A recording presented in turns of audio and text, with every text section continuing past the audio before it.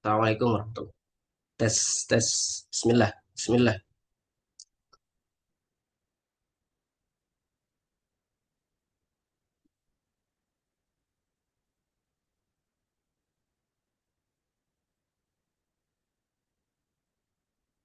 Baik, Alhamdulillah Rabbil Alamin. Selamat datang pada para peserta, para hadirin, para jamaah yang dirahmati Allah Subhanahu wa taala. Insyaallah bentar lagi kita mulai insyaallah. Eh, Silakan mungkin bagi yang tidak ada halangan bisa membuka kamera dan nanti mungkin eh, dimohon untuk interaktif ya, barangkali mungkin dari Ustadz ada pertanyaan, diskusi dan lain sebagainya, sharing dan lain sebagainya. Baik, sekali lagi kami aturkan marhaban. Insya Allah kita akan mulai eh, agenda kita pada malam hari ini, yaitu manasik kurban ya secara umum. Dan pada malam hari ini insya Allah kita akan menyimak, akan mengambil ilmu dari Ustadz kita tentang eh, hikmah, pelajaran-pelajaran penting terkait ibadah kurban yang insya Allah mungkin sebentar lagi kita akan laksanakan. Baik,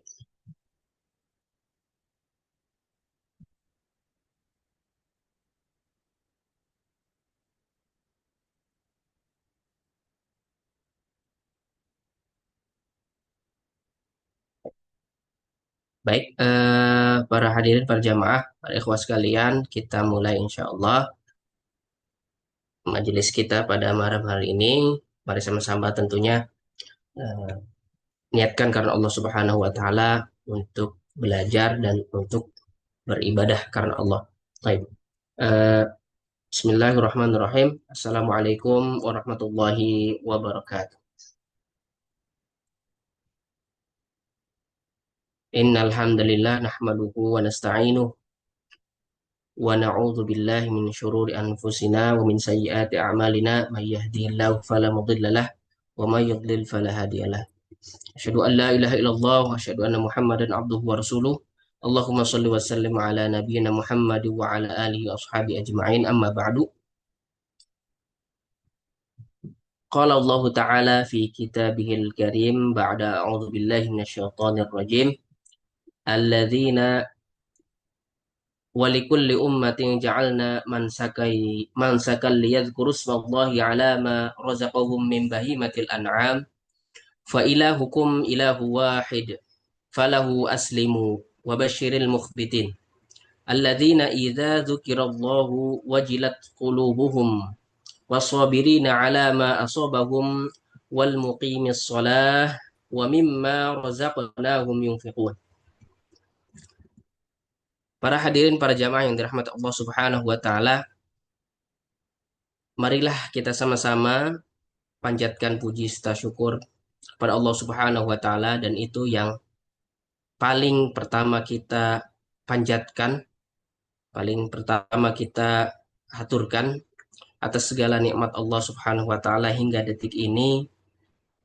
Dari berbagai nikmat yang mungkin kita rasakan, yang sudah kita rasakan, dan barangkali nikmat yang mungkin belum kita sadari, marilah kita sama-sama sekali lagi panjatkan rasa syukur karena Allah Subhanahu wa taala, dan juga salawat beserta salamnya kita haturkan kepada junjungan kita Nabi Muhammad SAW, sebagaimana Allah dan para malaikat pun bersolawat kepada junjungan kita Nabi Muhammad SAW.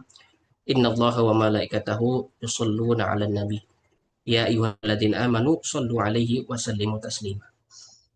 Para jamaah, para hadirin yang dirahmati Allah Subhanahu wa taala, pada malam hari ini sebagaimana yang sudah kita ketahui bersama, kita akan menyimak, akan belajar, akan memperdalam ilmu tentang hikmah-hikmah di balik ibadah kurban, yang mana ibadah ini merupakan salah satu bentuk penghambaan kepada Allah Subhanahu wa taala, salah satu bentuk ketaatan kepada Allah Subhanahu wa taala.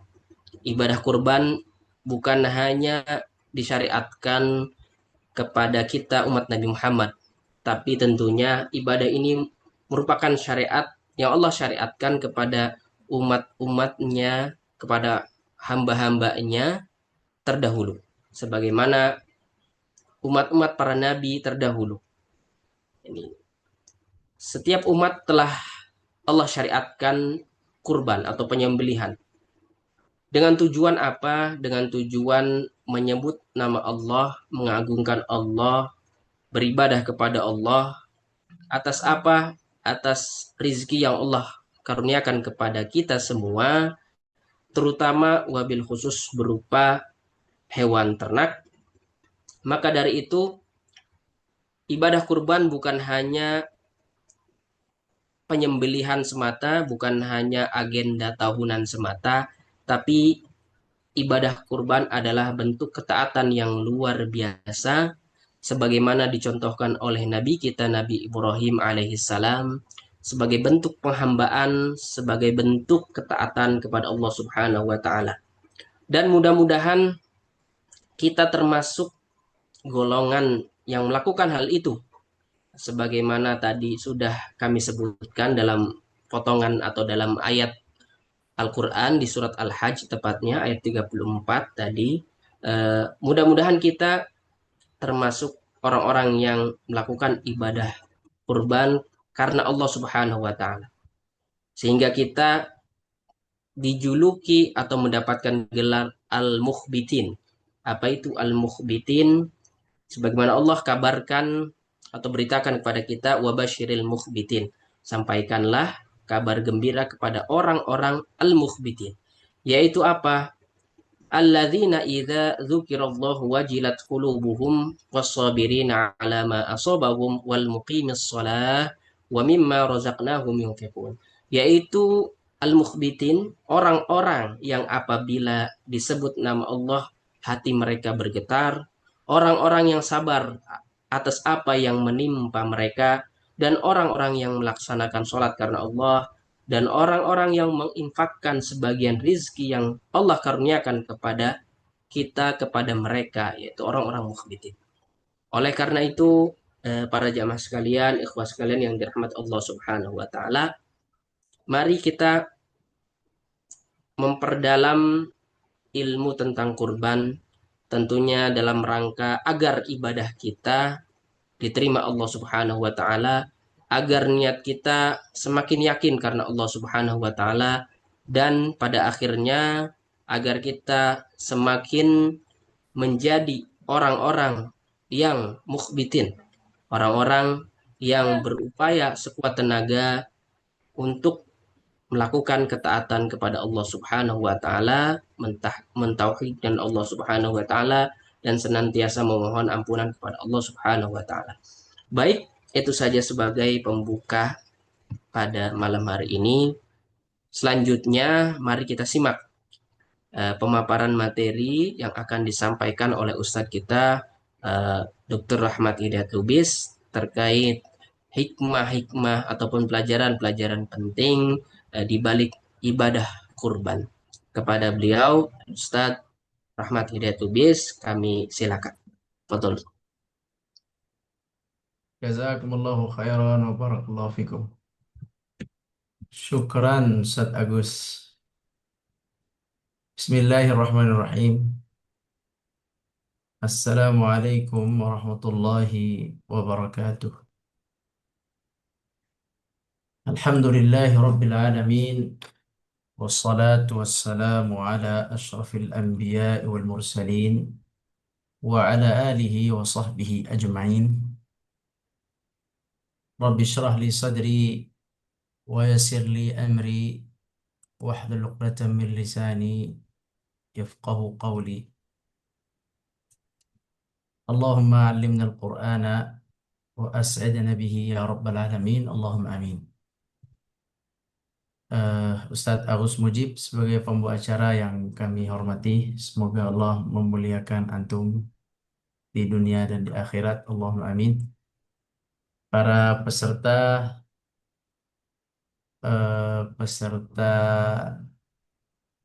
program manasik umrah yang dirahmati Allah Subhanahu wa taala. Pada kesempatan yang mulia ini, mari sama-sama kita bersyukur kepada Allah dengan mengucapkan Alhamdulillahirabbil alamin. Yang kedua, mari sama-sama kita sampaikan salawat dan salam kepada Nabi kita, Nabi besar Muhammad sallallahu alaihi wasallam, serta keluarga dan para sahabat dan seluruh umat yang mengikuti jejak langkah beliau sallallahu alaihi wasallam. Kaum muslimin yang dirahmati Allah, eh, hari ini insya Allah kita akan sedikit bercerita tentang ada apa di balik sejarah kurban, hikmah di balik ibadah kurban. Baik, peserta yang hadir di sini mungkin ada yang memang berkurban tahun ini bersama Al-Hijaz dan juga mungkin ada yang berkurban di tempat lain. Semuanya sama saja, semuanya baik, tidak ada masalah karena tempat berkurban itu semuanya sama kecuali satu tempat yang berbeda. Adakah yang tahu? Nah, ada yang tahu tempat apa yang membedakan kurban kita? Eh, di mana tempatnya? Boleh dicek. Tempat yang kalau kita berkurban di situ itu berbeda, namanya berbeda, ibadahnya berbeda, harinya sama, harinya sama 10, 11, 12 Zulhijjah, hewannya sama, niatnya sama karena Allah. Tapi kalau kita menyembelih di sana itu ada sedikit perbedaan, yaitu di Mekah. Betul, barakallahu fikum. Jadi kalau di Mekah itu berbeda. Di Mekah itu ibadahnya berbeda dengan kita di Indonesia atau di negara lainnya. Ya, kalau kita menyembelih di Mekah itu namanya hadiyu. Namanya HADYU, hadiyu. Hadiyu itu artinya hadiyu ya. Hadiyu dari kata hadiah. Hadiyu sama dengan hadiah. Ya. Hadiyu itu hadiah. Hadiyu itu adalah hewan yang disembelih di kota Mekah pada waktu yang sama, yaitu 10, 11, 12 atau sampai 13. Bulannya sama, Zulhijjah, yang dihadiahkan untuk Allah khusus di kota Makkah, khusus di kota Makkah. Nah, ini namanya hadyu. Hadyu ini boleh dilakukan oleh orang yang haji, dia menyembelih di sana, maka dia berhadyu. Boleh dilakukan oleh orang yang di Indonesia yang tidak sedang haji, kita boleh menyembelih di sana, maka kita melakukan ibadah namanya ibadah hadyu. Jadi hadyu ibadah menyembelih, kurban yang kita lakukan juga menyembelih. Dua-duanya ibadah. Adapun yang dilakukan oleh Nabi Shallallahu Alaihi Wasallam itu dua-duanya. Nabi berhadiu menyembelih di Mekah, mengirim unta atau kambing dari Madinah dikirim ke Mekah, dibawa oleh Abu Bakar As-Siddiq radhiyallahu anhu. Beliau tetap di Madinah. Waktu itu beliau hanya menitip kirim lewat Abu Bakar. Beliau pernah berhadiu menyembelih hewan kurban, beliau disembelih di kota Mekah, hadiah untuk Allah, untuk penduduk Mekah, untuk orang-orang yang berhaji. Pernah beliau lakukan itu. Di waktu yang sama beliau juga berkurban di Madinah. Jadi hadiu itu di Mekah, sisanya selain hadiu itu di luar Mekah namanya kurban. Nah, jadi berkurban sebenarnya di mana saja. tidak ada masalah. Tetapi poinnya begini, poin dari kurban itu, poin dari kurban itu adalah bagaimana pelaksanaannya ini supaya menjadi pelaksanaan yang sah. Itu poinnya. Pelaksanaannya sah, pahalanya besar. Bagaimana supaya ibadah kurban kita ini pahalanya besar? Ya sekali lagi, bagaimana supaya ibadah kurban kita ini bernilai besar di sisi Allah Subhanahu wa taala. Jadi perlu perlu pengkurban, perlu Bapak Ibu dalam berkurban menjadi pengkurban yang baik, yang mengerti. Perlu juga orang-orang yang melaksanakan kurban Bapak itu, Bapak Ibu juga mengerti. Jadi yang berkurban menitipkan hewan kurbannya atau dana kurbannya mengerti. Begitu juga yang menerima titipan tersebut, yang mewakili ibadah kurban Bapak Ibu itu juga mengerti, faham, barulah insya Allah dengan kepengertian yang baik dari pengkurban dan dari pelaksana kurban, mudah-mudahan itu bisa menambah eh, kelipatan pahala dalam kurban kita. Jadi kurban tidak sekedar adat seperti yang tadi Ustaz Agus Mujib sampaikan, bukan sekedar kebiasaan adat, tapi kurban itu adalah ibadah. Nah, hari ini kita ingin mengupas apa sih yang perlu kita hadirkan saat kita ibadah kurban. Ya, apa sih hikmah dari pensyariatan ibadah kurban ini sebenarnya apa? Ya, intinya apa sih kurban? Apa intinya bagi-bagi sedekah daging? Apakah itu? Apakah intinya kurban itu eh, sembelihnya? Pokoknya kita sembelih aja. Terserah bagaimananya. Apakah hanya sembelihnya? Atau ada inti lain yang lebih penting di balik itu, di balik ibadah kurban itu? Ya, baik. Kita akan mulai dengan cerita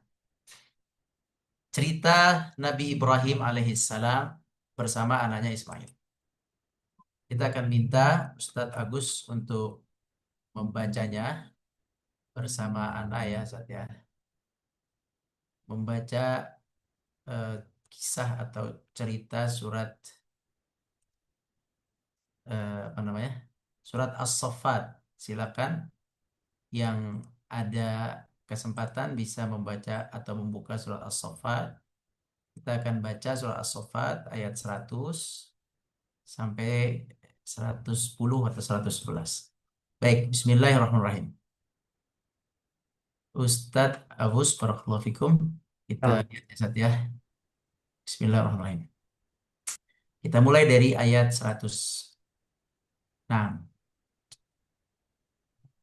baik. Tafadhal Ustaz dibaca ayat 100. Baik. A'udzu billahi minasy syaithanir rajim. Bismillahirrahmanirrahim. Rabbi habli minas solihin. Barakallahu fikum. Allahumma amin. Rabbi habli minas salihin. Artinya Ibrahim berdoa. Apa isi doanya? Kata Ibrahim, ya Tuhanku, anugerahkanlah kepadaku keturunan yang soleh. Keturunan yang soleh. Ini doa yang baik yang bisa dibaca oleh para orang tua. Berilah kami keturunan yang soleh. Paham? Baik, setelah itu, sebelum kita lanjut, Anda ingin tanya, Nabi Ibrahim alaihi salam itu lama tidak punya keturunan, ya, cukup lama tidak punya keturunan. Kemudian setelah lama menanti, akhirnya Allah berikan keturunan. Siapakah keturunan Nabi Ibrahim yang pertama? Siapa anak Nabi Ibrahim yang pertama? Nah, silakan dijawab, yaitu Ismail. Betul. Ismail, anak yang pertama. Kemudian siapa anak yang kedua? Siapa anak Nabi Ibrahim yang kedua?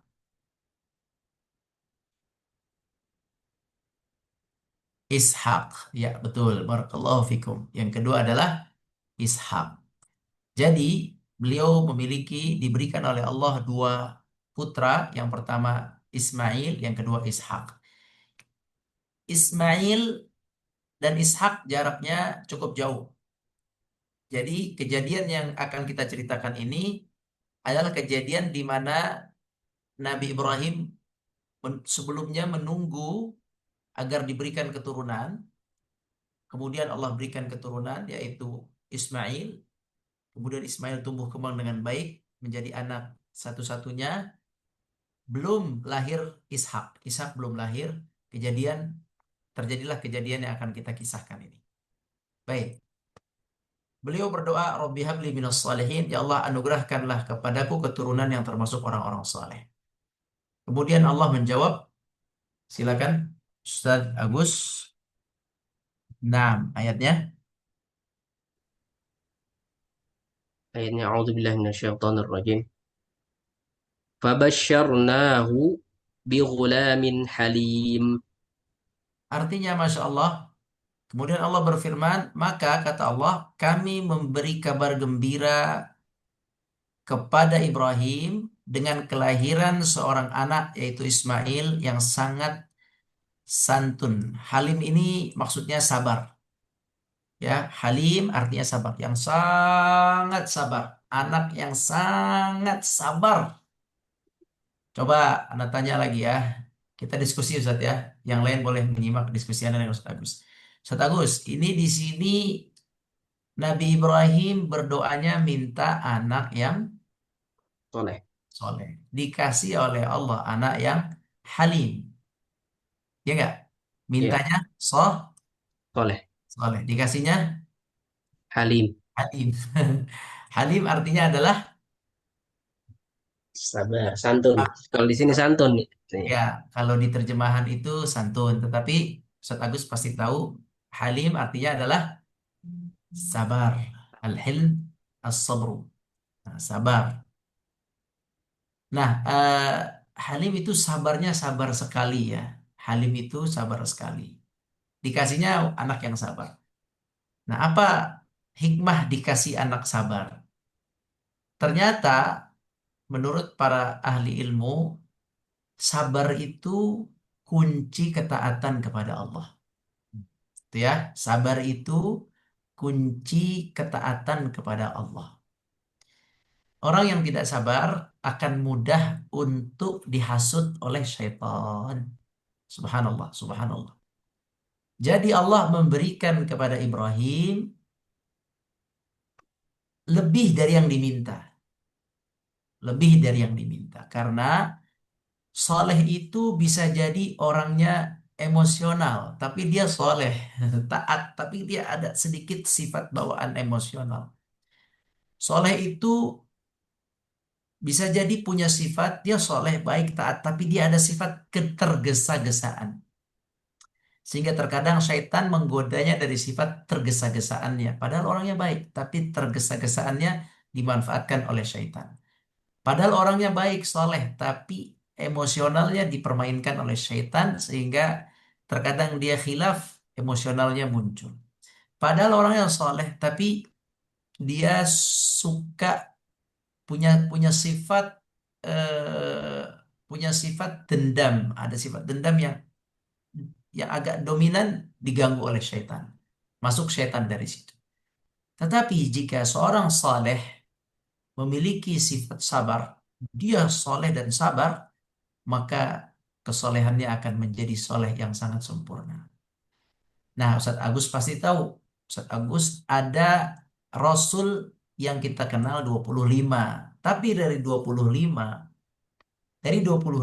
ada 5 Rasul yang ada dari 25 Nabi, ada 5 yang terpilih menjadi Rasul. Menjadi ulul azmi namanya ya. Menjadi ulul azmi, ulul azmi. Siapa aja, Zat? Ulul azmi itu, Zat? Musa, Isa, Nabi Muhammad dulu. Nabi Muhammad, Nah, Isa, nah, Musa, nah, Ibrahim, nah, Nuh. Masya Allah. Dari dari paling muda Nabi Muhammad, Isa, Ya, Musa, Ibrahim, Nuh. Lima ulul azmi. Kalau Eh, disingkat Mimin katanya. apa? Kalau disingkat biasanya kalau anak-anak singkat Mimin. Gampang ngapalin. Muhammad, Isa, Musa, Ibrahim, Nuh. Oh, subhanallah. Baik, ini ulul azmi. Ulul azmi, mereka adalah para nabi yang punya tingkat kesabaran di atas yang lainnya. Ya, maka ada perintah oleh Allah, sabarlah kalian sebagaimana sabarnya ulul azmi minkum. Jadi ulul azmi itu Ibrahim sabarnya tinggi sekali. Allahu Akbar. Berat sekali untuk menjadi orang yang sabar. Ana pun sama merasakan. Tidak mudah. Emosional sering terpancing. Siapa yang memancing? Syaitan. Ya. Jadi sabar itu penyempurna sifat orang soleh. Sabar itu kunci ketaatan kepada Allah Subhanahu wa taala. Balik lagi, maka di ayat ini Allah Subhanahu wa taala mengijabah doa Nabi Ibrahim dengan ijabah yang lebih banyak daripada permintaannya. Mintanya anak saleh, dikasih anak yang sabar. Yang sabar tersebut menjadi dasar ketaatan dia, menjadi modal besar ketaatan dia kepada Allah. Maka terlihatlah sabarnya Ismail pada ayat berikutnya. Allah Subhanahu wa taala berfirman, "Tafadhal Ustaz." أعوذ بالله من الشيطان الرجيم. فلما بلغ معه السعي قال يا بني إني أرى في المنام أني أذبحك فانظر ماذا ترى قال يا أبت افعل ما تؤمر ستجدني إن شاء الله من الصابرين. Barakallahu fikum wa jazakumullahu khaira. Baik. Kemudian kata Allah, falamma ketika anak tersebut yaitu Ismail alaihissalam sampai pada umur sanggup bekerja bersama bapaknya, bersama Ibrahim. Bersamanya yakni bersama Ibrahim. Apa pelajaran dari anak itu yakni Ismail sanggup bekerja bersamanya, bersama bapaknya. Jadi di sini ada Ismail, Ismail, ada Ibrahim, IS dan IB, Ibrahim. Sudah sanggup bekerja bersama bapaknya. Di sini ada pelajaran penting di sini, yaitu kebersamaan anak dengan bapaknya. Ya, Subhanallah, kebersamaan seorang anak dengan ayahnya, dengan orang tuanya yang saleh khususnya ya, orang tua yang saleh, ayah yang saleh membersamai anaknya yang saleh ini, maaf, ayah yang saleh membersamai sang anak, maka akan mempercepat atau memudahkan ketaatan kesalehan sang anak. Ya, jadi sang anak melihat ayahnya.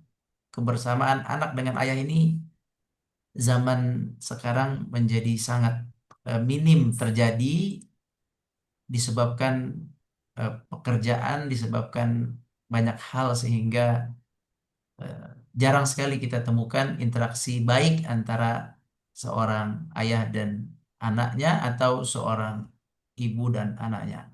Nah, di sini Ibrahim alaihissalam selalu bersama dengan Ismail ketika Ismail sudah mampu mendampingi ayahnya, bersamanya bekerja, bersamanya membantu ayahnya.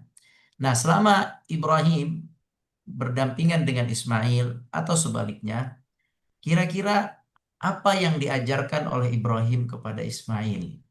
Ibrahim seorang nabi. Pelajaran apa yang diajarkan ayahnya kepada anaknya? Ibrahim, nabi. Kira-kira apa? Pelajaran apa? Pelajaran jawabannya pilih ya. Apakah yang diajarkan pelajaran tauhid, terus dimasukkan tauhid, atau yang diajarkan pelajaran cara bekerja. Mana yang lebih banyak diajarkan ya? Kira-kira Ismail ini banyak diajarkan cara bekerja, cara mencari rizki, atau diajarkan lebih banyak tentang tauhid? Nah, yang mana kira-kira ya? Kira-kira Ibrahim ini nabi. Nah, yang mana? Tauhid ya. Yang mana Ustaz Agus? Kira-kira Ibrahim ngajarinnya Nina nanti kalau kerja gini, cari rezeki gini, kamu dagang gini, kamu memburu begini itu, atau tentang tauhid Allah Maha Mengetahui yang menciptakan kamu adalah Allah. Aku adalah Rasul utusan Allah. Allah adalah pencipta langit dan bumi. Kira-kira yang mana Ustaz Agus nih yang lebih banyak diajarkan oleh Ibrahim pada anaknya? Tauhid pastinya. Tauhid dulu tentunya.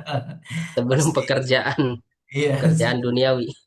Pasti ya, tauhid. Pasti beliau mengajarkannya tauhid duluan sebelum mengajarkan tentang urusan-urusan duniawi. Sudah pasti karena Nabi. Ini amal baik ya, Bapak Ibu. Ini amal. Amal yang perlu kita contoh. Seorang ayah, seorang ibu itu lebih banyak mengajarkan tauhid. Boleh mengajarkan memasak, boleh mengajarkan menggambar, boleh mengajarkan menjahit, boleh mengajarkan bermain bola, boleh mengajarkan yang lain. Boleh mengajarkan mencari rizki bisnis seorang ayah, tetapi yakinlah bahwa kalau ajaran yang paling baik untuk sang anak adalah ajaran tauhid.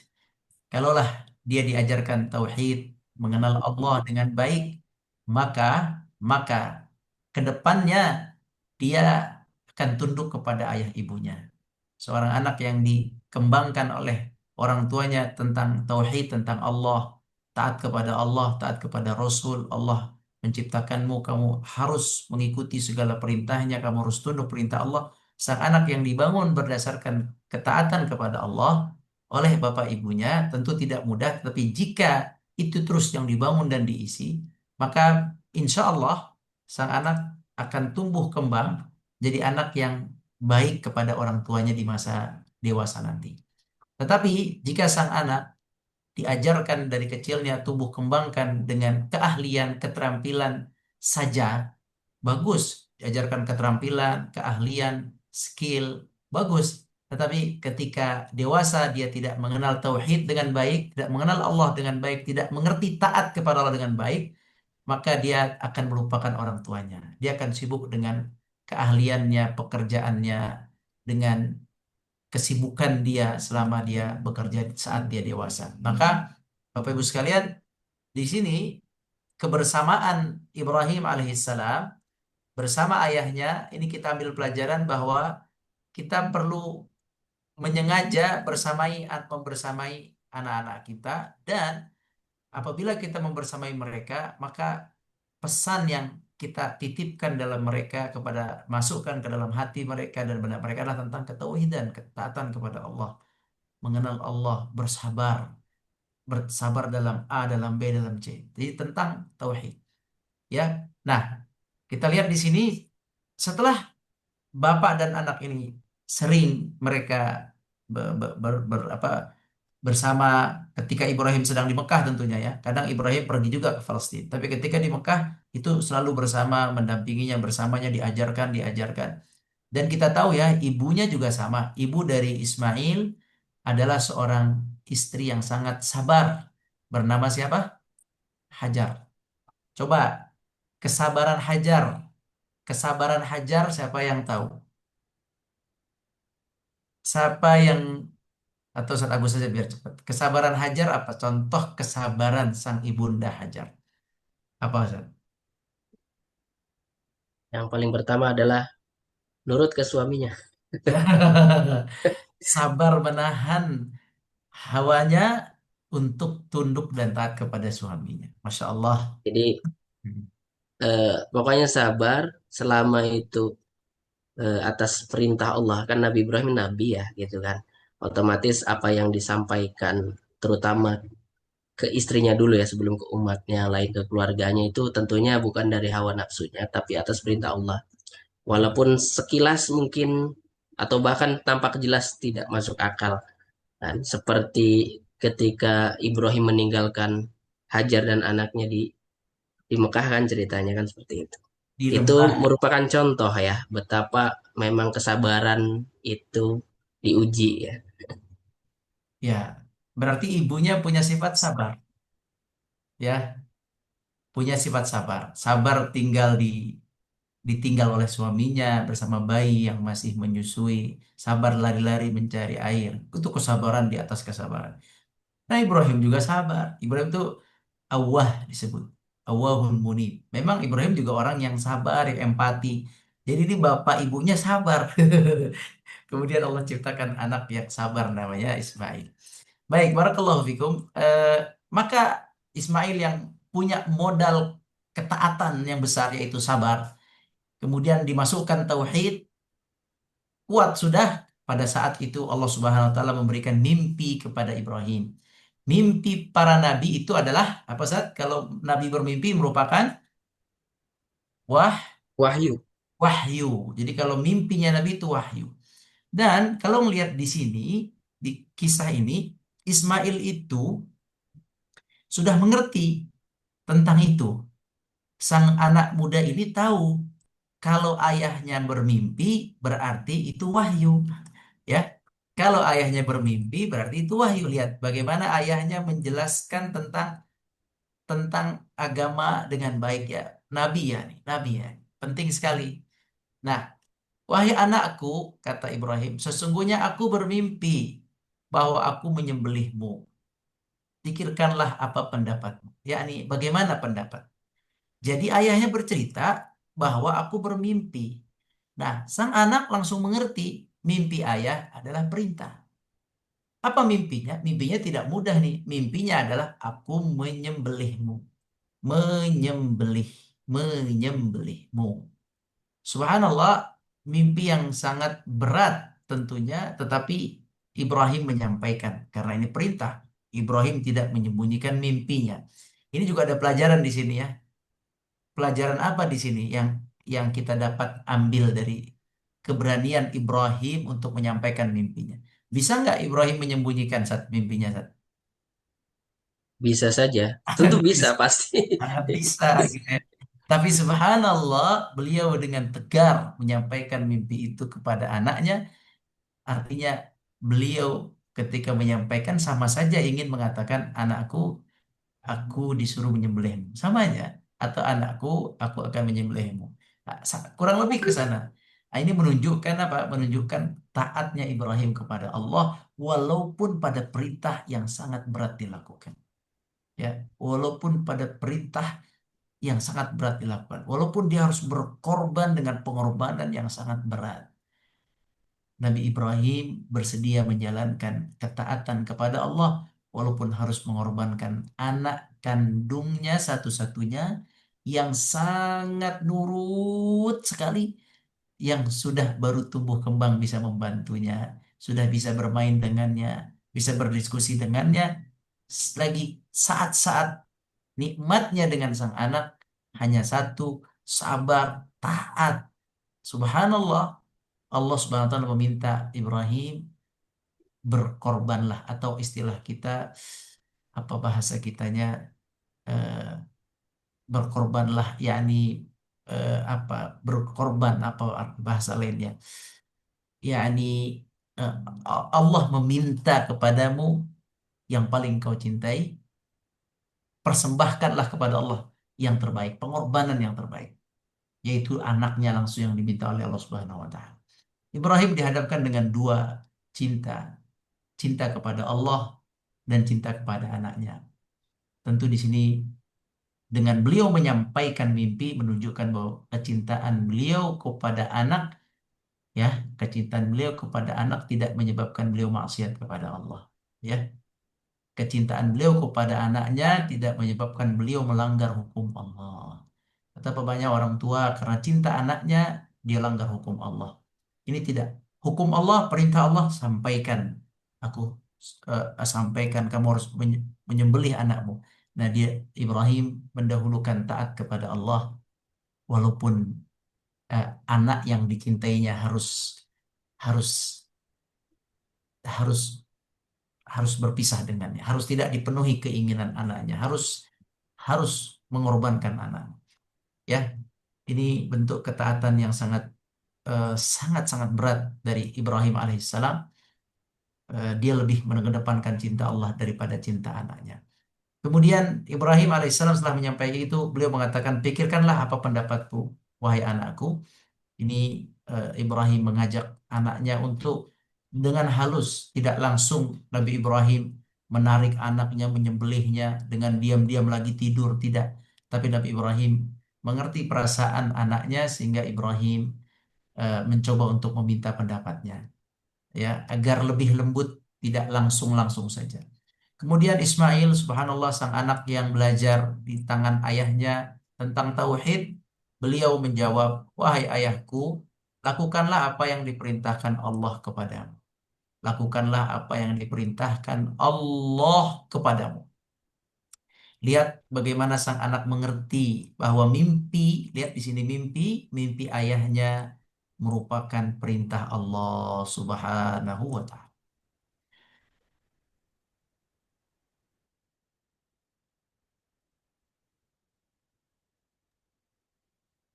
Artinya, artinya Ismail mendapatkan pendidikan agama Islam dan tauhid dari ayahnya cukup baik. Maka Ismail dengan sangat tegas. Pertama, Ismail mengerti ini perintah Allah. Yang kedua, kesabaran Ismail, beliau dengan tegas mengatakan kepada ayahnya, wahai ayahku, lakukan apa yang Allah perintahkan kepadamu. Di sini ada pelajaran dari Ismail, seorang anak yang sudah akil, yang sudah baligh. Anak yang sudah baligh adalah anak yang membantu ayah. Anak, anak, maaf, anak saleh apabila sudah baligh adalah anak yang membantu ketaatan orang tuanya. Ini nggak gampang ini kita jadi taat, kita ini jadi anak, tapi membantu orang tua kita mentaati Allah. Membantu ayah ibu kita menjadi hamba yang taat kepada Allah. Membantu ayah ibu kita menjalankan perintah Allah. Mungkin itu. Ya, ayah ibu kita mau umroh tapi sudah tua. Kalau kita bisa melakukan, membantu mereka menjalankan ketaatan kepada Allah, maka kita telah melakukan sedikit bagian dari apa yang pernah dilakukan Ismail.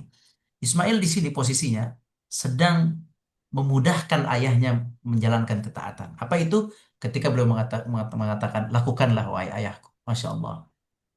Ini anak nikmat sekali ya kalau Masya Allah ini anak disembelih aja mau. Bagaimana disuruh yang lain? Kalau mau disembelih, maka urusan-urusan lain mau. Disuruh A, suruh ambil A, suruh antar A, suruh pergi ke tempat A, itu pasti mau. Karena disembelih saja mau. Itu terbuktilah di sini hilm, kesabaran Ismail alaihissalam. Sampai dia mampu membantu ayahnya menjalankan ketaatan kepada Allah. Tentu Ibrahim pun berbicara kepada istrinya yang tidak disebutkan di sini. Dan Hajar juga hebat di balik layar ini. Kesabaran Hajar juga hebat. Hajar bisa memahami dan menerima perintah Allah, yaitu Ibrahim menyembelih Ismail alaihissalam. Kemudian Ismail orang yang mengerti agama juga, yang mengerti Allah, yang mengerti dia dirinya juga lemah manusia. Beliau mengatakan insya Allah, tidak langsung dengan kepercayaan dirinya, tidak. Beliau mengatakan insya Allah engkau akan mendapati wahai ayah termasuk orang-orang yang sabar. Baik, sang ayah sudah menyampaikan perintah Allah, sang anak pun bersedia untuk menjalankan perintah Allah buat dirinya dan membantu ayahnya. Maka setelah itu bergegaslah mereka berdua. Mereka berjalan menuju sebuah tempat yang disebut dengan Mina saat ini. Di tempat pertama ada setan yang mengganggu mereka, mengatakan, wahai Ibrahim, anakmu itu anak satu-satunya, anakmu anak yang sabar, anakmu anak yang nurut, anakmu anak yang baru saja berkembang dengan baik, bisa membantumu. Maka kenapa kamu sembelih? Jangan sembelih, kata setan. Dilempar oleh Nabi Ibrahim. Maju lagi Nabi Ibrahim sampai ke tempat yang kedua. Kemudian diganggu lagi oleh syaitan. Kemudian Ibrahim maju lagi berhasil, menimpuk lagi dan berhasil. Syaitan pun kalah. Kemudian yang ketiga, Nabi Ibrahim diganggu lagi oleh syaitan. Kemudian Nabi Ibrahim melempar lagi sampai Nabi Ibrahim pun lulus dari ujian tersebut. Baik, coba kita lihat kisah lulusnya Nabi Ibrahim dari ujian ini. Kenapa Nabi Ibrahim lulus dari ujian syaitan? Kenapa anaknya juga lulus dari ujian syaitan ini? Apa sih puncak lulusnya mereka dari gangguan dan hasutan setan. Puncaknya adalah apa? Puncaknya adalah mereka sudah berserah diri kepada Allah. Mereka sudah berserah diri pada Allah. Hati mereka itu sudah diserahkan untuk Allah Azza wa Jalla. Apapun jika sudah diniatkan untuk Allah, akan ringan seberat apapun pekerjaan kita. Jika sudah diserahkan kepada Allah, akan menjadi ringan musibah apapun yang menimpa kita. Pastinya Bapak Ibu, tidak dipungkiri hidup ini penuh dengan kesulitan. Tapi jika sudah diserahkan kepada pemilik kehidupan ini, maka semua akan mudah. Setan pun akan kalah. Yang bisa mengalahkan gangguan setan itu keikhlasan dan penyerahan diri kepada Allah. Penyerahan diri, keikhlasan hampir sama. Menyerahkan diri, mengikhlaskan itulah satu-satunya kunci yang membuat setan itu tidak mampu untuk menggoda kita. Nah, kaum muslimin dirahmati Allah, mereka sudah menyerahkan diri, sudah mengikhlaskan sepenuhnya karena Allah, sehingga gangguan setan itu tidak berlaku di hadapan mereka. Kuat sekali mereka, subhanallah. Nah, disinilah terlihat keikhlasan mereka di ayat 103. Nah, tafadhol Ustaz. أعوذ بالله من الشيطان الرجيم فلما أسلما وتله للجبين. Jazakumullah khairan. Kata Nabi, kata Allah Subhanahu wa taala, ketika keduanya telah berserah diri. Siapa keduanya? Ibrahim, yakni, dan Aslama, dua-duanya. Keduanya yang Ibrahim, IB, dan IS, Ismail. Keduanya telah berserah diri kepada Allah. Tadi, yang membuat mereka kuat adalah penyerahan diri dan ketulusan pada Allah. Keikhlasan dalam beramal. Keikhlasan dalam beramal. Barang siapa yang ikhlas dalam berkurban nantinya, maka tidak akan ada masalah biaya mahal dan mahal. Barang siapa yang ikhlas untuk pergi haji dan umrah, maka tidak ada masalah biaya mahal dan mahal. Barang siapa yang ikhlas berdakwah, maka tidak ada masalah siang dan malam baginya. Semuanya sama, dia berdakwah di jalan Allah. Barang siapa yang ikhlas dalam salat, maka tidak ada masalah 5 waktu dia kerjakan. Bahkan dia tambah dengan sholat sunnahnya. Barang siapa yang ikhlas menolong orang lain, maka dia nggak ada peduli yang diberikan itu banyak atau sedikit. Keikhlasan, ketulusan, penyerahan diri menjadi kunci dalam keringanan kita ketaatan kepada Allah Subhanahu wa taala. Keduanya telah berserah diri. Telah berserah diri, padahal dari awal mereka telah berserah diri kaum muslimin kalau dilihat dari mulai musyawarahnya, dari mulai perjalanannya di Mina 1, 2, 3 itu sudah berserah diri. Itu sudah berserah diri semua. Tapi puncak penyerahan diri di sini, yaitu ketika Ibrahim meletakkan pelipis anaknya di atas gundukan untuk melaksanakan perintah Allah. Watallahu lil jabin. Talla itu membaringkan, membaringkan. Al-jabin, jabin itu ini kalau ngelihat ini jabin nih. Jadi ini alis anak, ini jabin nih. Nih, yang kanan kiri ini jabin. Nah, watallahu lil jabin di dalam tafsir banyak maknanya. Ada yang mengatakan ditaruhnya begini miring, palanya miring. Ada yang mengatakan ditaruhnya adalah tengkurap seperti ini. Kebanyakan wallahu alam, watallahu lil jabin itu jabin ininya, jidat yang dua kanan kiri, bukan semua jidat ya, jidat yang kanan kiri sini. Ini diletakkan ke tanah, itu kebanyakannya begitu, seolah-olah tengkurap. Entah bagaimana nantinya belihnya, apakah lehernya ada lubang sehingga nanti bisa dari bawah atau dari atas, semua wallahu alam tidak disebut, tapi posisinya adalah sang anak tidak melihat wajah bapaknya, sang bapak tidak melihat wajah anak.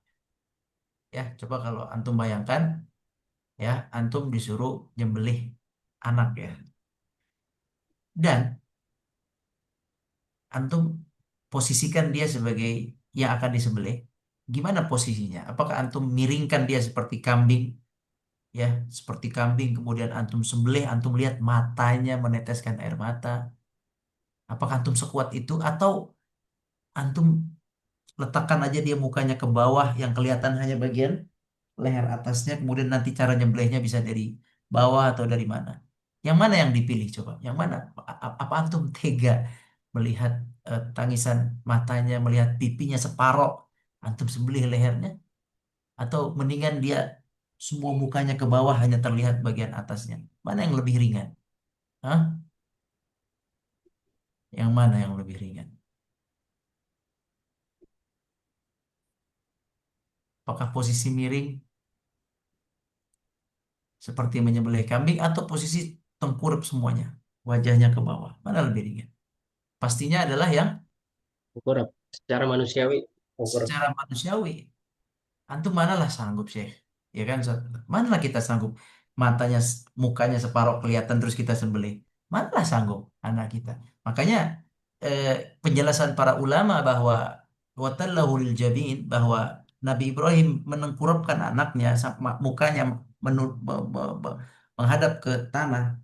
Masalah lehernya dibolongin bawahnya atau apa kita nggak tahu, wallahu alam. Tapi yang jelas jabinnya ke tanah, jabin dari jidatnya ke tanah. Itu sesuatu yang dimaklumi, sesuatu yang dimaklumi.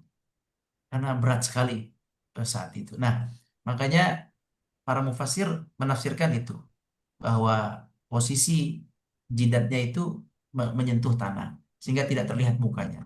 Walaupun ada mufasir yang menafsirkan watallahu lil jabin, itu adalah satu pelipisnya saja. Posisinya seperti kambing yang ini disembelih. Wallahu alam, itu dua pandangan yang ada. Lihat, setelah keduanya berserah diri, kemudian keduanya telah bersedia, Ibrahim telah meletakkan anaknya di atas tanah dan pisau sudah di tangannya. Saat itu mereka sudah berserah diri, Allah memanggil mereka, wanadainahu. Oh, kita baca dulu Ustaz. Wanadainahu ayat 14 dan 104 105. Silakan Ustaz. أعوذ بالله من الشيطان الرجيم وناديناه أن يا إبراهيم قد صدقت الرؤيا إنا كذلك نجزي المحسنين. Barakallahu fikum. Saat posisi sudah seperti itu, posisi siap untuk disembelih, keduanya sudah tulus ikhlas menyerahkan diri kepada Allah. Saat itu Ibrahim tinggal hanya meng- me- menggoreskan pisau ke lehernya. Saat itu belum pisau digoreskan ke lehernya, Allah memanggil Ibrahim melalui malaikatnya. Wahai Ibrahim, dipanggil wahai Ibrahim. Kemudian Allah Subhanahu wa taala melanjutkan melalui malaikat Jibril, sesungguhnya engkau telah membenarkan mimpi itu, qad saddaqta ru'ya, telah membenarkan maksudnya telah melaksanakan. Qad saddaqta ru'ya, engkau telah melaksanakan mimpi itu. Mimpinya tadi padahal apa Ustaz? Mimpinya menyembelih atau bukan? Apa Ustaz? Tadi mimpinya Menyembelih. menyembelih. Tetapi ternyata diterima oleh Allah pelaksanaannya setelah disembelih atau belum? Sebelum. Sebelum disembelih. Belum disembelih Allah menerima amalnya. Qad saddaqta ru'ya. Cukup wahai Ibrahim. Allah telah melihat ketulusanmu sehingga posisi sebelum disembelih ini sudah dianggap diterima amal. Ya, kalau kita lihat apa sebab penerimaan Allah yang cepat terhadap amal mereka berdua? Hah? Apa yang menyebabkan amal mereka cepat diterima padahal belum pelaksanaannya? Apa itu Zat? Yaitu Keikhlasannya, penyerahan diri mereka penyerahan diri. Di dua mana pada yang Allah ini? Subhanahu wa taala. Penyerahan Falamma diri. lama Falamma aslama. Ini poinnya. Segala sesuatu jika menyerahkan aslam. Islam aslam. Artinya sama nggak Zat? Islam aslam. Sama. Jadi Islam adalah apa arti Islam? berserah diri, Islam, Berserah berserah diri. diri. Berserah diri kepada Allah. Berserah diri kepada takdirnya, kepada ketentuannya, berserah diri kepada perintahnya, berserah diri kepada larangannya. Kita totalitas menyerahkan diri kita kepada Allah. Ini yang terjadi di mereka berdua. Dengan penyerahan diri yang total ini, maka Allah Subhanahu wa taala mengatakan cukup, engkau sudah diterima amalnya. Inna kadzalika najzil muhsinin. Begitulah kami membalas orang-orang yang berbuat baik. Muhsinin ada dua. Muhsinin kepada manusia adalah berbuat baik pada manusia. Muhsinin kepada Allah adalah Muhsinin kepada Allah adalah melaksanakan perintah Allah, menjauhi larangan Allah dalam kesendirian. Ya, ihsan, ihsan, merasa hadirnya Allah di dalam hati kita. Ihsan, ya, ihsan, ihsan kepada Allah, yakni artinya kita selalu merasakan wujud Allah. Allah ada memantau saya. Allah memantau saya. Itu ihsan kepada Allah. Kalau ihsan kepada manusia adalah membantunya, bersedekah kepadanya, memberi kebaikan. Di sini adalah Nabi Ibrahim berihsan kepada siapa? Berihsan kepada Allah Subhanahu. Allah Subhanahu wa taala. Beliau berihsan, ihsan kepada Allah. Beliau menghadirkan Allah dalam setiap langkahnya. Beliau merasa Allah mengawasinya, subhanallah, sehingga setan datang, beliau lawan. Ada gangguan datang, beliau lawan karena beliau merasa diawasi oleh Allah. Ihsan. Wa ka'inna kadzalika najzil muhsinin. Jadi ini adalah pertemuan pertama dari manasik umroh kita. Masih muqaddimah. Kau manasik umroh, manasik kurban kita. Masih muqaddimah hari ini. Bahwa Anda mengajak kepada semua yang berkurban, yang sudah bayar kurban, sudah infak kurban, sudah beli hewan kurban. Semua sebelum hewan kurban disembelih, Ana ingin mengajak antum semua di manasik kurban ini untuk mentulus ikhlaskan, menyerahkan diri kepada Allah dalam ibadah kurban. Bagi yang belum berkurban, berdoa biar bisa kurban. Biar bisa kurban, biar mudah kurban, harus ada penyerahan diri. Serahkan, udah ya Allah, ini saya niatkan berkurban karenamu ya Allah. Ya, kalau perlu ada rezeki lagi, ya Allah, ini saya 2 kali, 2 hewan. Kalau ada rezeki lagi, ya Allah, ini saya 1 kali, kemudian ini sedekah buat orang saya kurbankan. Jadi ikhlaskan karena Allah Subhanahu wa taala. Bagi yang sudah menyerahkan hewan uang kurbannya, dari sekarang ikhlaskan, ikhlaskan, agungkan Allah dengan niat ibadah kurban. Jangan asal transfer saja seperti tadi Ustadz Agus bilang, jangan kurban dijadikan kebiasaan saja, adat saja, tidak. Tapi mulai hari ini semua yang berkurban dimanapun, termasuk khususnya yang di Al-Hijaz, maka niatkan lillah. Ya Allah, saya serahkan uang ke masjid ini, ke panitia ini, hanya semata-mata karenamu, terimalah kurbanku. Itu pelajaran kita hari ini, penyerahan diri, keikhlasan dalam berkurban. Insya Allah di pertemuan kedua kita akan masuk tentang fikih kurban. Wallahu a'lam. Barakallahu fikum. Baik, jazakumullah khairan. Terima kasih banyak kepada Ustadz kita, Ustadz Rahmat Hidayat, yang telah menyampaikan kepada kita semua materi tentang eh, kisah di balik eh, kesabaran ataupun penyerahan diri kepada Allah Subhanahu wa taala yang dicontohkan oleh keluarga Ibrahim. Nabi Ibrahim, kemudian anaknya Nabi Ismail dan juga istrinya tentunya. Mudah-mudahan kita semua bisa mengambil contoh, mengambil pelajaran dari kisah Nabi kita, Nabi Ibrahim. Tentunya ini sangat penting sekali, sangat bermanfaat sekali jika kita sebagai satuan keluarga bisa menjalankan, bisa berupaya untuk mengambil dan mempraktekkan ya, kisah-kisah dari Nabi kita Ibrahim alaihi salam. Mungkin sebelum ditutup barangkali ada satu pertanyaan atau 2 pertanyaan yang mungkin ingin para hadirin sampaikan kepada Ustadz kita. Tafadhol, dipersilakan. Mungkin bisa langsung juga tidak apa-apa ataupun ditulis juga nggak apa-apa.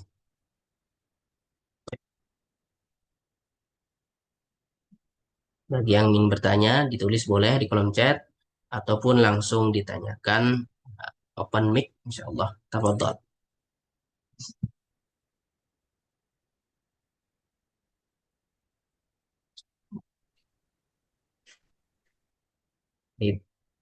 Ada yang bertanya?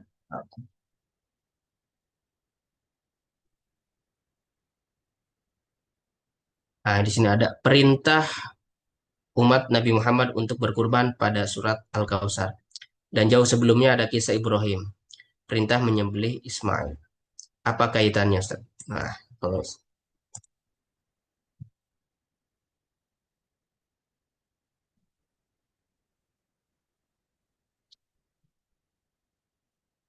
Afan mic-nya, Ustaz. Nah, barakallahu fikum. Nabi Ibrahim dan Nabi Ismail adalah sebagai 2 hamba Allah yang menjadi memulai ibadah kurban ini. Mereka lah yang memulai. Ibrahim lah alaihissalam yang memulai. Kisah Ibrahim alaihissalam dengan anaknya menjadi sunnah kurban. Dari situlah kita disunnahkan berkurban setiap tahun. Dari situ ceritanya. Jadi kita ambil dari cerita itu tadi keikhlasan, ketulusan. Keikhlasan dan ketulusan. Sebagaimana Nabi Ibrahim ikhlas dan tulus. Sedangkan surat Al-Kautsar, fasalli li rabbika wanhar, ini adalah perintah kepada Nabi Muhammad SAW. Allah perintahkan kepada Nabi Muhammad, kami, wahai kata Allah, kami telah berikan kamu nikmat yang banyak. Inna a'tainakal kautsar. Kami berikan kamu nikmat yang banyak, wahai Muhammad. Maka kata Allah, bersyukurlah kepadaku, fasalli, dengan salat, li rabbik. Salatlah hanya untuk Tuhanmu saja. Salatlah li rabbika, untuk Tuhanmu saja, wahai Muhammad. Wanhar li rabbik. Itu li rabbiknya nggak ada di ayat kedua, di ayat selanjutnya, tapi maksudnya sama. Fasalli li rabbik wanhar. Salatlah untuk Allah Tuhanmu dan sembelihlah untuk siapa? Untuk Allah juga, sama. Sama. Salat untuk Allah, sembelih untuk Allah. Jadi surat Al-Kautsar, Allah perintahkan kepada Nabi Muhammad, mengingatkan Nabi Muhammad agar dalam menyembelih ini lillah. Wanhar li rabbika juga. Wanhar untuk Allah. Jadi Allah menekankan, menguatkan kepada Nabi Muhammad agar bersembelih juga lillah, untuk Allah Subhanahu wa taala. Muhammad sudah pasti lillah, tapi Allah selalu mengingatkan nabinya. Di antara sifat Allah adalah, ya, yakni apa? Di antara tujuan Quran adalah menasihati, bahkan Nabi pun dinasihati. Gitu ya. Jadi yang fasholli lirabbika wanhar adalah nasihat Allah, pengingat dari Allah kepada Nabi Muhammad agar ikut ikut kurban, seperti ikut ibadah sunnah kurban seperti Nabi Ibrahim, wanhar, tapi lillah. Jangan lupa ikhlaskan karena Allah juga, seperti Nabi Ibrahim alaihissalam. Wahai Muhammad. Nah, demikian wallahu a'lam. Oke,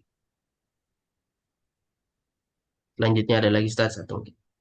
Untuk niat, apakah boleh bila berkurban 1/7 bagian diniatkan untuk keluarga? Naam, tidak ada masalah. 1/7 bagian sapi di dalam Islam sama dengan 1 ekor kambing. Sebagaimana boleh berniat 1 ekor kambing untuk nama saya dan keluarga, maka bolehlah orang yang 1/7 ekor sapi, 1/7-nya sama dengan 1 ekor kambing, tinggal mengucapkan ya Allah, Bismillah, ini untuk saya dan keluarga. Mengenai fikihnya, insya Allah kita akan bahas di manasik kurban yang kedua. Insya Allah kita hadir lagi di manasik kurban kedua. Di situ kita akan bahas tentang fikihnya, bagaimana cara berniatnya. Jangan jangan lupa hadir di sana. Bagaimana cara niat kurban yang baik, yang sempurna, yang pahalanya bisa lebih banyak, ya. Bagaimana, dan seterusnya nanti kita bahas di bukan yang akan datang. Ya insya Allah. Yang jelas pertanyaan yang tadi, apa tadi pertanyaan, bahwa orang yang berkurban 1/7 sapi dianggap sama dengan kambing, sehingga niatnya boleh untuknya dan keluarganya, begitu. Wallahu a'lam. Tamam, Baik, Ustaz. barakallah. Nah, Izin masih boleh Ustaz. Masya Ya, Allah. Hmm. tafadhol. Baik, terima kasih. Assalamualaikum Ustaz. Salam, Pak Waalaikumsalam Sunardi. warahmatullahi wabarakatuh. Hmm. Ustaz, saya langsung aja Ustaz. Hmm. Saya Pak Sunario nih Ustaz. Terima kasih. Ya. Alhamdulillah jawaban Ustaz tadi, sebenarnya saya dari kemarin lagi mau cari jawaban kalau sapi itu apakah bisa atas nama keluarga atau seorang seperti kami. Mungkin jawaban Ustaz sudah memperlega bagi saya sendiri.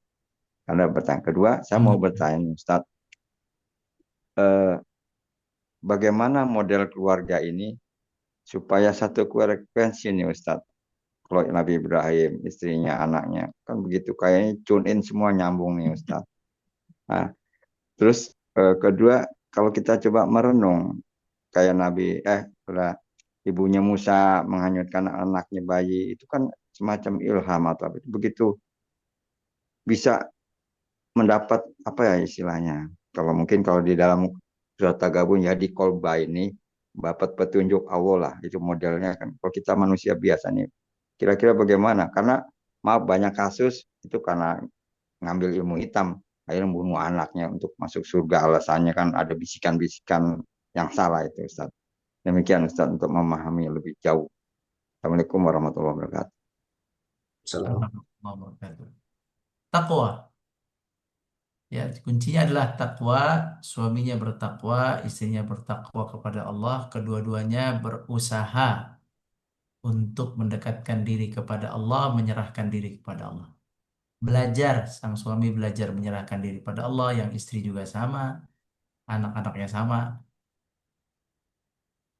Kuncinya semuanya berikhtiar masing-masing menyerahkan diri kepada Allah bersama-sama. Baru bisa seperti kasus atau kisahnya Nabi Ibrahim alaihissalam. Kalau enggak itu susah sekali. Jadi gitu, ke penyerahan dirinya aja yang dibangun, ketakwaannya, rasa takutnya, rasa taatnya. Ini memang tidak mudah Pak Sunaryo, tapi kuncinya di situ. Penanaman tauhid lagi kepada keluarga itu yang membuat eh, seperti Nabi Ibrahim alaihissalam dan keluarga. Dan itu tidak mudah, tapi kita ikhtiar, kita berusaha, kita ambil pelajaran dari kisah ini. Nah, wallahu a'lam. Allah alam. Barakallahu fiik. Tapi Victor, mungkin Oh, ini baik. pertanyaan terakhir ya, para jamaah sekalian. Di sini, bila kita ikut kurban dalam grup, apa kita wajib harus tahu kemana atau kepada siapa daging-daging kurban itu dibagikan? Sebenarnya bukan itu poinnya. Kurban itu bukan masalah dagingnya kemana. Poinnya siapa yang akan membadalkan kurban Bapak. Itu poinnya. Ini kita bahas di pekan depan. Bapak, Ibu mentransfer uang ke Fulan. Dia Bapak amanahkan untuk menjalankan ibadah Bapak Ibu gitu. Seperti Bapak Ibu mau cari orang yang membadalkan haji dan umroh. Apakah Bapak Ibu membadalkan haji dan umroh asal-asalan? Enggak, pasti Bapak Ibu cari orang yang mengerti. Tolong badalkan haji saya, umroh saya. Biar tercapai pahala yang baik. Cari yang mengerti dong. Jadi masalah kurban ini bukan masalah dagingnya kemana. Itu poin nanti. Yang penting adalah Bapak Ibu ini kan mau ibadah kurban. Harusnya Bapak Ibu nyembelih sendiri. Tapi kan nggak bisa. Cari sapi sendiri, sembelih sendiri, kulitin sendiri, potong sendiri, daging-dagingnya sedekahkan sendiri. Itu aslinya dulu begitu ibadahnya. Tapi karena keadaan, Bapak Ibu mau mewakilkan. Bapak Ibu mewakilkan, membadalkan, boleh pakai bahasa apa saja, tapi dalam bahasa fikih namanya taukil, mewakilkan. Bapak Ibu mau mewakilkan ibadah ini kepada siapa mewakilkannya? Itu poinnya. Jangan nggak kenal, saya mewakilkan ibadah ini kepada fulan yang saya kenal taat mengerti hukum agama. Saya wakilkan, tolong jalankan ibadah kurban saya dengan baik. Saya tenang, dapat pahala yang saya yakin yang menjalankan dengan baik. Udah gitu, poinnya itu. Bukan masalah daging. Daging itu relatif tidak begitu problem besar. Tapi siapa yang kita wakilkan dalam ibadah ini itu yang menjadi poin besarnya. Demikian, wallahu a'lam. Wallahu a'lam. Nah, Baik, syukran. barakallahu fiik. Alhamdulillah. Jazakumullah khairan sekali lagi, Ustaz Rahmat, atas penyampaian materi dan juga jawaban-jawaban dari beberapa pertanyaan. Baik para jamaah sekalian, bapak-bapak, ibu-ibu, para hadirin yang dirahmati Allah Subhanahu wa taala, itulah tadi alhamdulillah kita sudah menyimak materi yang cukup penting di sesi pertama kita atau majelis pertama kita terkait manasik kurban.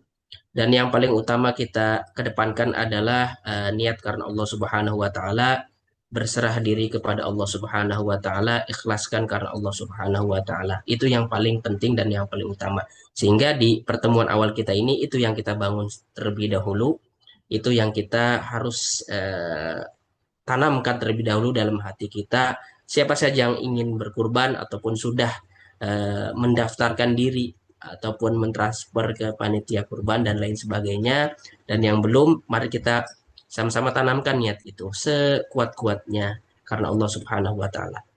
Tah, kalaupun seandainya belum bisa di tahun ini, tentunya niat itu tetap terjaga untuk sampai tahun depan kembali. Insya Allah jika Allah izinkan kita dipertemukan kembali kepada Idul Adha yang akan datang. Baik, mungkin itu saja sesi kita atau majelis kita pada malam hari ini. Mudah-mudahan bermanfaat untuk kita semua dan menjadi amal kebaikan eh, yang dipersembahkan untuk Allah Subhanahu wa taala. Jazakumullah khairan. Hadan ya Allah wa iyyakum ila shiratal mustaqim. Terima kasih banyak. Assalamualaikum warahmatullahi wabarakatuh. Waalaikumsalam warahmatullahi wabarakatuh. Jazakumullah khairan. Syukran barakallahu fiik. Khairan lebih hidayat, Masya Allah. Syukran Syekh. Syukran. Syekh Nasrullah. Assalamualaikum. Assalamualaikum. Assalamualaikum. Salam.